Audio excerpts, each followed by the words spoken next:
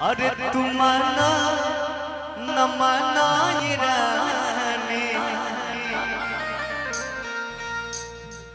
ऐसे मजा नहीं आएगा। इतना यहाँ गुलाब का फूल रखा है। देखिए किसी को प्रपोज करते हैं तो ऐसे देते हैं ना।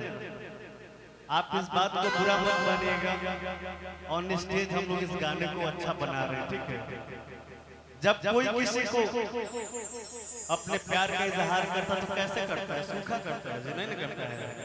मैं तू कोई नहीं पड़ा। देखिए एक लड़का क्या कह रहा है कि हम तो हरा प्रीतिया में है, दिल की दुनिया लुटा देने बने। तुम माना न माना ये रानी,